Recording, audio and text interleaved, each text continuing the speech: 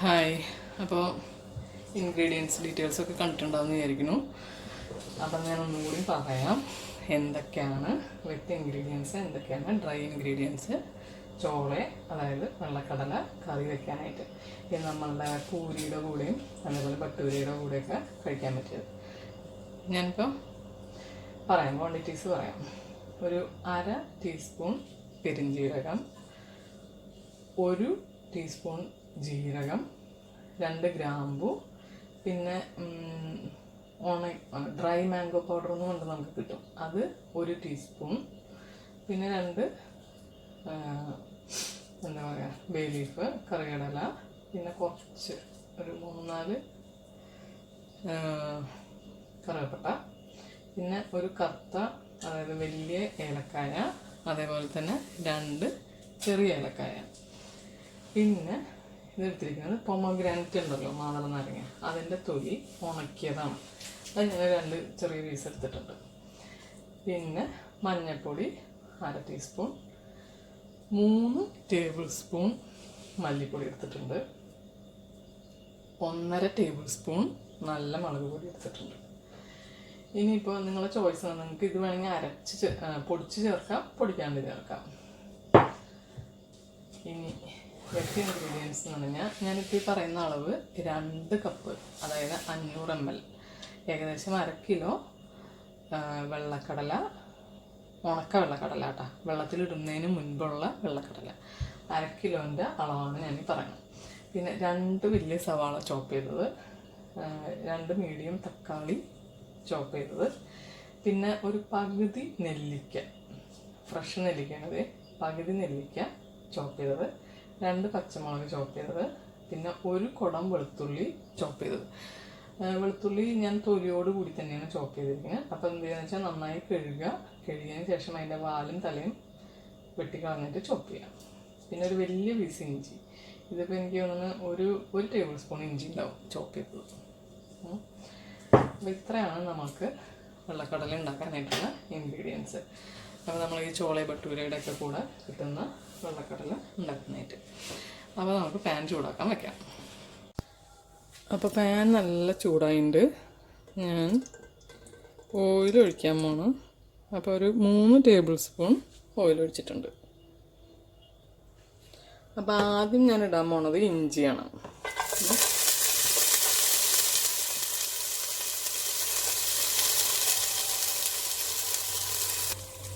ഇഞ്ചി ഒന്ന് ചൂടായിട്ടുണ്ട്.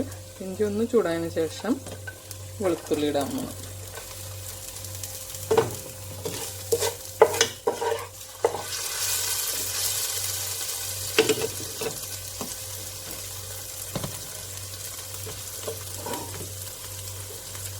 അപ്പോൾ തീ ഞാൻ ഫുൾ ഓണിലാക്കിയിട്ടുണ്ട്. ഇനി വെളുത്തുള്ളി ജസ്റ്റ് ചൂടായിട്ടുണ്ട്. ഞാൻ ഇതിലേക്ക് സവാള ഇട്ട് കൊടുക്കാൻ പോകണം.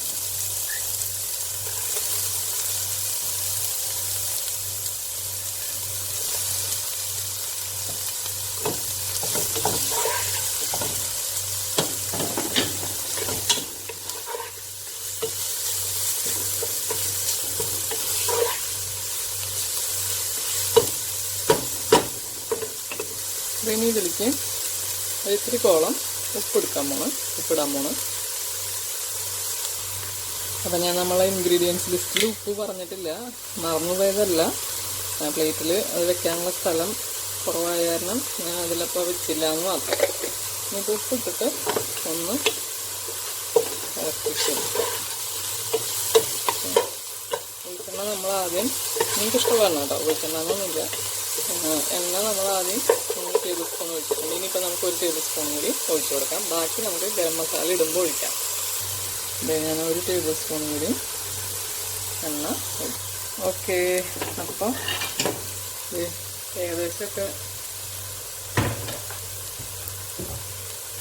ഏകദേശം സവാള ആയി തുടങ്ങിയിട്ടുണ്ട്. പച്ചമുളക് ഇട്ട് കൊടുക്കുക. പിന്നെ കുറച്ചും കൂടി വേവുള്ള സാധനമാണ് നെല്ലിക്ക, അപ്പോൾ നെല്ലിക്ക ഇട്ട് കൊടുക്കാം. ഇനി നമുക്കിതൊന്ന് വഴറ്റാം.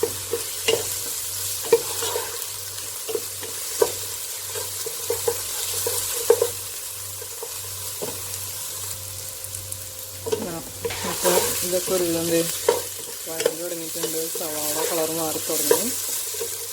നമുക്ക് തക്കാളി ഇട്ട് കൊടുക്കാം.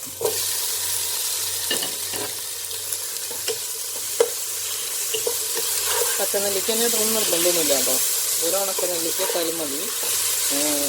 ഉണക്കനെല്ലിക്ക എനിക്ക് കിട്ടിയില്ല, അതുകൊണ്ട് ഞാൻ പച്ചനെല്ലിക്ക ഇട്ടു.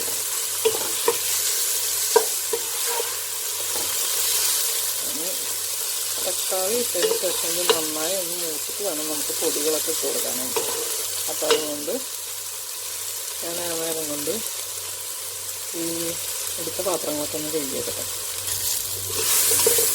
തക്കാളി മുരിഞ്ഞു തുടങ്ങി. ഞാൻ ആ നേരം കൊണ്ട് എന്താ നല്ല കുക്ക്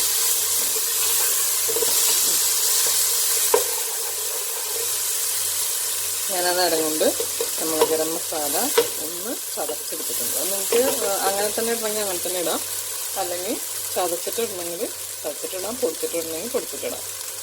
ഗരം മസാല ഇടുന്ന കാരണം ഞാനപ്പോൾ ഒരു ടേബിൾ സ്പൂൺ എണ്ണ ഒഴിക്കുകയാണ്. തീ കുറച്ച് വെച്ചിട്ടുണ്ട്. അപ്പോൾ ആദ്യം നമുക്ക് ചതച്ച് വെച്ചതൊക്കെ ഇടാം.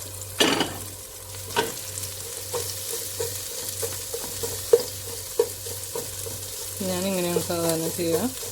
മസാലയൊക്കെ ഒന്ന് എണ്ണയിലേക്ക് ഇട്ടിട്ട് തീ കുറച്ച് വെച്ചിട്ടോ, തീ കുറച്ചിട്ട് എണ്ണയിലേക്ക് ഇട്ടിട്ടാണ് പിന്നെ ഒന്ന് ഇളക്കിയെടുക്കാറ്. ഇനി ബാക്കിയുള്ള എന്താ പറയുക ബേ ലീഫ്, അതേപോലെ മഞ്ഞൾപ്പൊടി ഇളക്കാം. എല്ലാം സിം ചെയ്ത് വെച്ചിരിക്കുകയാണ്. ഇനി മാംഗോ പൗഡർ ഇളക്കാം. ഇനി നമ്മുടെ മുളക് പൊടി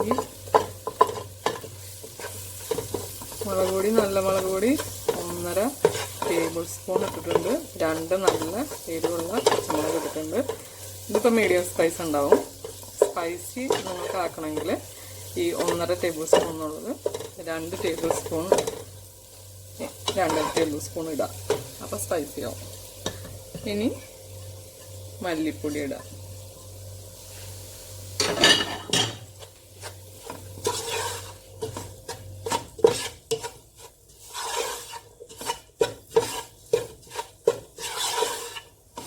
അപ്പം നമ്മൾ മസാലയ്ക്ക് കുറച്ചുകൂടി എണ്ണയുടെ ആവശ്യമുണ്ട്. എണ്ണയൊക്കെ നിങ്ങളുടെ സൗകര്യമാണ് കേട്ടോ. കൂടുതൽ ഒഴിക്കാൻ ഇഷ്ടമുള്ളവർക്ക് കൂടുതൽ ഒഴിക്കാം. ഞാൻ പൊതുവേ എണ്ണ ഇത്തിരി കുറവാണ്. എനിക്ക് ഒരുപാട് എണ്ണ ഒഴിച്ച് കഴിഞ്ഞാൽ കറികൾക്കൊക്കെ എണ്ണയുടെ ചുവയായിട്ടാണ് തോന്നാറ്. അതുകൊണ്ടാണ് ഞാൻ അധികം ഒഴിക്കാതെ കുറച്ചായിട്ട് ഒഴിക്കുന്നത്. പിന്നെ എപ്പോഴും മസാല ഇടുമ്പോൾ കുറച്ച് എണ്ണ ഒഴിച്ചിട്ട് വേണം വഴറ്റാനായിട്ട്. ഞാനിതിൽ കുറച്ചും കൂടി എണ്ണ ഒഴിക്കാൻ പോകും. ഓക്കെ, മസാല ചെറിയ തീയിൽ തന്നെയാണ്. ഒന്ന് ചൂടായതിന് ശേഷം നമുക്ക് കടല ഇടാം.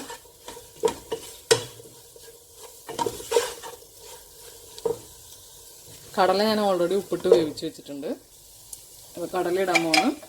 പറഞ്ഞ പോലെ ഉപ്പിട്ട് വേവിച്ച് വെച്ചിട്ടുണ്ട്. നല്ല സോഫ്റ്റ് ആയിട്ടുള്ള കടലയാണ്. ഞാൻ വെള്ളത്തോട് കൂടി തന്നെയാണ് ഒഴിക്കുന്നത്. വെള്ളത്തോട് കൂടി തന്നെ ഒഴിച്ചിട്ട് വെള്ളം കുറച്ചൊന്ന് കട്ടിയാക്കി പറ്റിച്ചെടുക്കുകയാണ് ചെയ്യുന്നത്.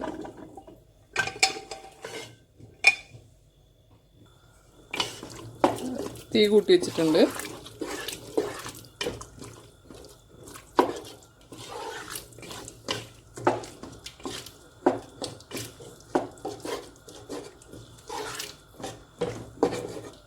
അപ്പം നോക്കട്ടെ.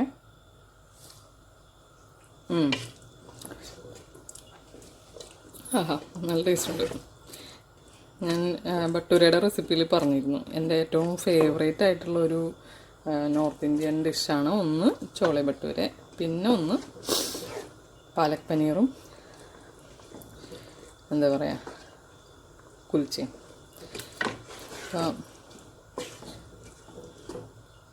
ഇതൊന്ന് ഒരുപാട് വെള്ളം വറ്റാനൊന്നുമില്ല. ഉപ്പ് പാകമാണ്. ഇനി ഉപ്പിടാനൊന്നുമില്ല. അപ്പം ഞാൻ ഇട്ടത് ഞാൻ പറഞ്ഞല്ലോ 2 കപ്പ്, അതായത് 500 ഏകദേശം 1/2 കിലോ ഉണക്ക കടലയാണ് വെള്ളത്തിലിട്ട് വേവിച്ചത്.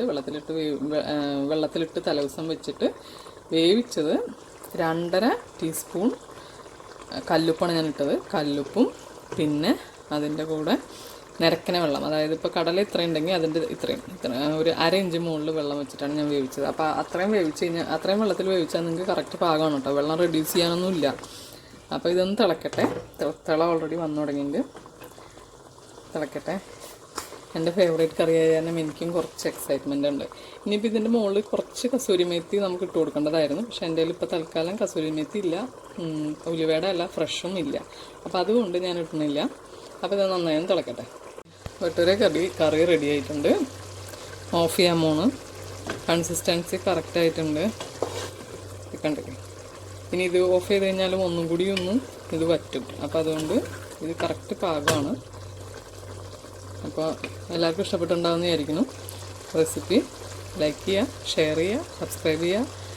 അതിനേക്കാൾ ഉപരി ഉണ്ടാക്കി നോക്കുക, എൻജോയ് ചെയ്യുക. Thank you.